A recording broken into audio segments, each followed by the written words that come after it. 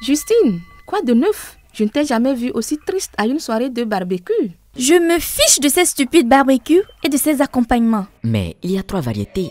Et 3 variétés? C'est juste que Jacques m'a demandé pour la 3e fois cette semaine de rester après les cours et parfois il est un peu trop proche.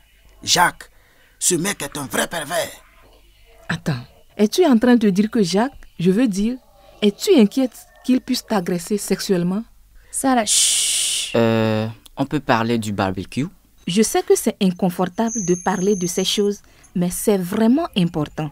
Ma sœur est assistante sociale et elle m'a tout dit sur les agressions sexuelles.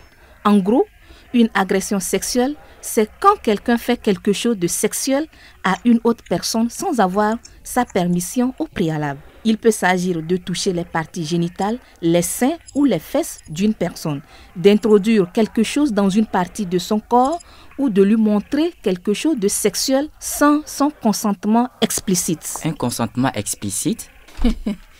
Le consentement explicite est un accord clair et volontaire pour faire quelque chose. Dans ce cas, quelque chose de sexuel. Un haussement d'épaule ou un silence ne compte pas. Et vous ne pouvez pas donner votre consentement si vous vous sentez menacé ou si vous êtes ivre ou défoncé. Si vous consentez à une chose, cela ne signifie pas que vous consentez à tout. Et vous pouvez revenir en arrière à tout moment si vous changez d'avis.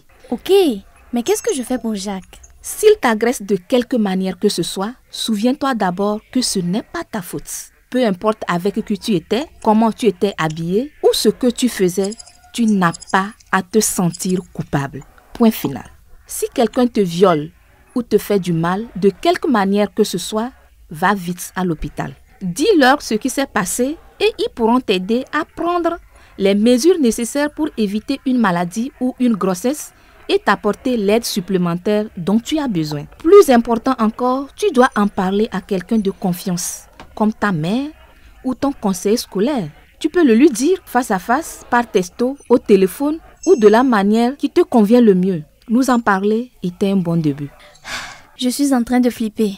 Oui, ma chérie, c'est normal ma chérie d'avoir peur, de se sentir bizarre ou d'avoir peur de parler. Surtout si vous connaissez l'agresseur. Mais c'est courageux de parler d'une agression sexuelle ou de tout comportement sexuel non désiré qui vous met mal à l'aise. Vous vous protégerez et vous protégerez aussi les autres. Merci Sarah. Je pense que je ferais mieux d'aller parler au conseiller. Nous sommes là pour toi, Justine, quoi qu'il arrive. Tiens, prends un peu de frites.